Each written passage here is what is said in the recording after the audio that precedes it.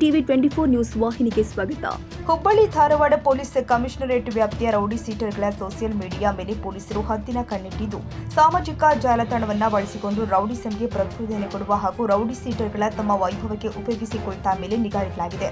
ಪ್ರಸ್ತುತ ಈ ರೀತಿ ಮಾಡ್ತಾ ಇರುವವರ ವಿರುದ್ಧ ಈಗ ದಾಖಲು ಮಾಡಿಕೊಳ್ಳಲಾಗಿದೆ ಅಂತ ಹುಬ್ಬಳ್ಳಿ ಧಾರವಾಡ ನಗರ ಪೊಲೀಸ್ ಆಯುಕ್ತರು ಆದ ಎನ್ ಶಶಿಕುಮಾರ್ ಖಡಕ್ ವಾರ್ನ್ ಮಾಡಿದ್ದಾರೆ.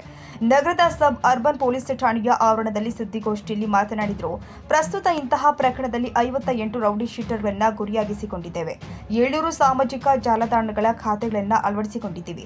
ಕಾಮೆಂಟ್ಗಳನ್ನು ಕೂಡ ಪರಿಶೀಲನೆ ಮಾಡಿದ್ದೀವಿ. ತಲವಾರ್ ಸೇರಿ ಆಯುಧಗಳನ್ನ ಇಟ್ಕೊಂಡು ವೈಯಕ್ತಿಕ ವೈಭವೀಕರಣ ಮಾಡುವಂತವರ ಮೇಲೆ ಕ್ರಮ ಕೈಗೊಂಡಿದ್ದೀವಿ.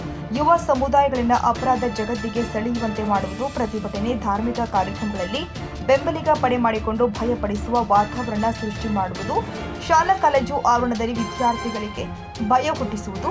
ಹುಬ್ಬಳ್ಳಿ ಧಾರವಾಡ ಕಾನೂನು ಸುವ್ಯವಸ್ಥೆಯ 15 ಠಾಣೆಯಲ್ಲಿ ಒಟ್ಟು 28 ಪ್ರಕರಣವನ್ನು ದಾಖಲು ಮಾಡಲಾಗಿದೆ ಎಂದರು. ಜೊತೆಗೆ ಇನ್ಸ್ಟಾಗ್ರಾಮ್, ಫೇಸ್ಬುಕ್, ಯೂಟ್ಯೂಬ್ಗಳಲ್ಲಿ ಭಯ ಹುಟ್ಟಿಸುವ ಕ್ರಿಯೆ ಮಾಡಿದ್ದಾರೆ ಎಂಬ ಹಿನ್ನೆಲೆ ದಾಖಲು ಮಾಡಿಕೊಂಡಿದ್ದೇವೆ. ಇದರಲ್ಲಿ ಕೆಲವು ಪ್ರಕರಣದಲ್ಲಿ ಅರೆಸ್ಟ್ ಮಾಡುವ ಪ್ರಕ್ರಿಯೆ ಮಾಡುವುದಿದ್ದಲ್ಲಿ ಮಾಡ್ತೀವಿ. ಸೋಷಿಯಲ್ ಮೀಡಿಯಾ ಅಕೌಂಟ್ಗಳನ್ನು ಕ್ಲೋಸ್ ಮಾಡುವ ಕೆಲಸ ಕೂಡ ಮಾಡಲಾಗುತ್ತೆ. ಸಾಮಾಜಿಕ ಜಾಲತಾಣಗಳ ಮೇಲೆ ನಿಗಾ ಇಡೋದಕ್ಕೆ ನಮ್ಮ ಹಿರಿಯ ಅಧಿಕಾರಿಗಳು ಮಾಡ್ತಾ ಇದ್ದಾರೆ. ನಮ್ಮ ಅಧಿಕಾರಿಗಳು ಸಾಮಾಜಿಕ ಜಾಲತಾಣಗಳ ಮೇಲೆ ನಿರಂತರ ನಿಗಾ ವಹಿಸಿ ಮಾಡಿದ್ದಾರೆ.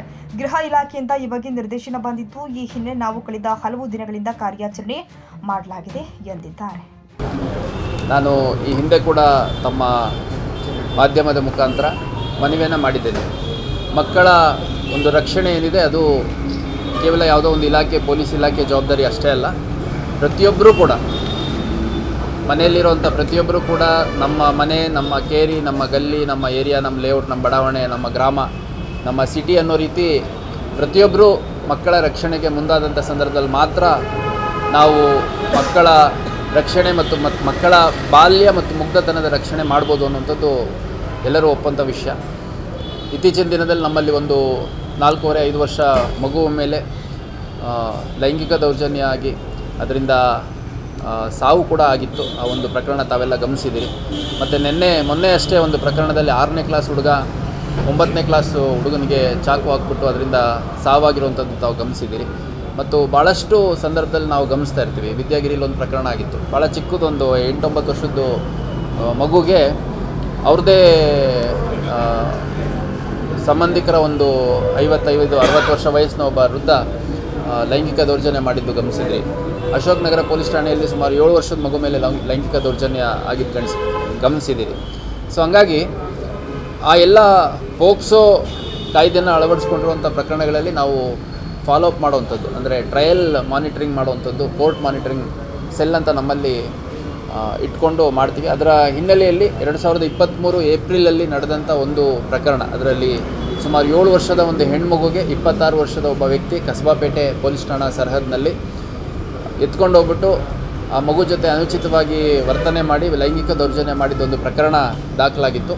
ನಮ್ಮ ಸದ್ಯದ ಕಸಬಾಪೇಟೆ ಇನ್ಸ್ಪೆಕ್ಟರ್ ರಾಘವೇಂದ್ರ ಅವರು ತನಿಖಾಧಿಕಾರಿಯಾಗಿದ್ದರು. ಆ ಒಂದು ಪ್ರಕರಣದಲ್ಲಿ ಸುಮಾರು 1.5 ವರ್ಷ 2 ವರ್ಷ ಆಗ್ತಾ ಬಂತು ಈ ಪ್ರಕರಣ ಆಗಿ. ಆ ಪ್ರಕರಣದಲ್ಲಿ ಸಂಬಂಧಪಟ್ಟ ಪೋಕ್ಸೋ ನ್ಯಾಯಾಲಯ ಏನಿದೆ ಕನ್ವಿಕ್ಷನ್ ಮಾಡಿದೆ, ಶಿಕ್ಷೆಯನ್ನು ನೀಡಿದೆ. ಆ ಪ್ರಕರಣ ಅದರಲ್ಲಿ 5 ವರ್ಷಗಳ ಶಿಕ್ಷೆ ಮತ್ತು 15,000 ದಂಡವನ್ನು ಹಾಕೋದ್ರ ಮುಖಾಂತರ ಈ ಥರ ಕ್ರಿಮಿನಲ್ ಚಟುವಟಿಕೆಯಲ್ಲಿ ತೊಡಗಿಸ್ಕೊಂಡಿರುವಂಥವ್ರಿಗೆ ಭಾಳ ಒಂದು ದೊಡ್ಡ ಸಂದೇಶ ಹೋಗಬೇಕು ಅನ್ನುವಂಥದ್ದು ನಮ್ಮ ಉದ್ದೇಶ.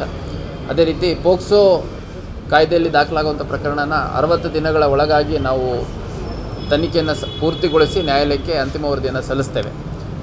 ಹಾಗಾಗಿ ಈ ಥರ ಪ್ರಕರಣಗಳಾಗದ ನಿಟ್ಟಿನಲ್ಲಿ ನಾವು ಮುಂಜಾಗ್ರತೆ ಕೈಗೊಳ್ಳುವಂಥದ್ದು ಒಂದು ಕಡೆ ಆದರೆ, ಪ್ರಕರಣ ಆದಂಥ ಸಂದರ್ಭದಲ್ಲಿ ಆ ಪ್ರಕರಣಗಳಲ್ಲಿ ಶಿಕ್ಷೆ ಆದಾಗ ಈ ಥರ ಕ್ರಿಮಿನಲ್ಸ್ಗೆ ಒಂದು ಡಿಟರೆನ್ಸ್ ಇರುತ್ತೆ ಅನ್ನೋದ್ರ ಹಿನ್ನೆಲೆಯಲ್ಲಿ ಈ ಮಾಹಿತಿಯನ್ನು ತಮಗೆ ಶೇರ್ ಮಾಡ್ತಾ ಇದ್ದೀನಿ. ಮತ್ತು ಕಸಬಾಪೇಟೆ ಅಧಿಕಾರಿ ಯಾರು ಈ ಒಂದು ತನಿಖೆಯನ್ನು ಮಾಡಿದರು ರಾಘವೇಂದ್ರ ಅವ್ರಿಗೆ ಒಳ್ಳೆಯ ಒಂದು ಪ್ರಕರಣದಲ್ಲಿ ಅದನ್ನು ಪ್ರಕರಣ ದಾಖಲು ಮಾಡ್ಕೊಂಡು ತನಿಖೆ ಮಾಡಿ ಚಾರ್ಜ್ ಶೀಟ್ ಮಾಡಿ ಟ್ರಯಲ್ ಕೂಡ ಮಾನಿಟರ್ ಮಾಡಿ ಕನ್ವಿಕ್ಷನ್ವರೆಗೂ ಹೋಗಿರೋದ್ರಿಂದ ಈ ಪ್ರಕರಣ ಆ ತನಿಖಾಧಿಕಾರಿ ಮತ್ತು ಆ ಒಂದು ಪ್ರಕರಣದ ಟ್ರಯಲಲ್ಲಿ ಯಾರ್ಯಾರು ಸಿಬ್ಬಂದಿ ಇನ್ವಾಲ್ವ್ ಆಗಿದ್ರು ಅವರೆಲ್ಲರಿಗೂ ಸೇರಿ 10,000 ರೂಪಾಯಿ ನಗದು ಬಹುಮಾನವನ್ನು ನಾನು ಘೋಷಣೆ ಮಾಡಲಿಕ್ಕೆ ಇಷ್ಟಪಡ್ತೀನಿ. ಕನ್ನಡಿಗರ ಮೆಚ್ಚಿನ ನಿಮ್ಮ ಟಿವಿ 24 ಕನ್ನಡ ನ್ಯೂಸ್ ವಾಹಿನಿ ಇದೀಗ ಟಿವಿಯಲ್ಲಿ ಲಭ್ಯ. ಕರ್ನಾಟಕ ಮತ್ತು ದೇಶ ವಿದೇಶದ 360 ಡಿಗ್ರಿ ಸುದ್ದಿ ಹಾಗೂ ಉತ್ತರ ಕರ್ನಾಟಕ, ಬೆಳಗಾವಿ, ಬಾಗಲಕೋಟೆ, ಧಾರವಾಡ, ಹಾವೇರಿ, ಗದಗ, ಬಿಜಾಪುರ ಜಿಲ್ಲೆಯ ಕ್ಷಣ ಕ್ಷಣದ ವಿವರವನ್ನ ಪಡೆಯುವುದಕ್ಕೆ TV24 ಕನ್ನಡ ನ್ಯೂಸ್ ವಾಹಿನಿಯನ್ನ ಲೈಕ್ ಮಾಡಿ, ವಿಡಿಯೋಗಳನ್ನ ಶೇರ್ ಮಾಡಿ, ಕಮೆಂಟ್ ಮಾಡುವ ಮೂಲಕ ನಮ್ಮ ವಾಹಿನಿಗೆ ಸಹಕಾರ ನೀಡಿ ಮತ್ತು ಚಾನೆಲ್ ಅನ್ನ ಸಬ್ಸ್ಕ್ರೈಬ್ ಮಾಡಿ. Thank you.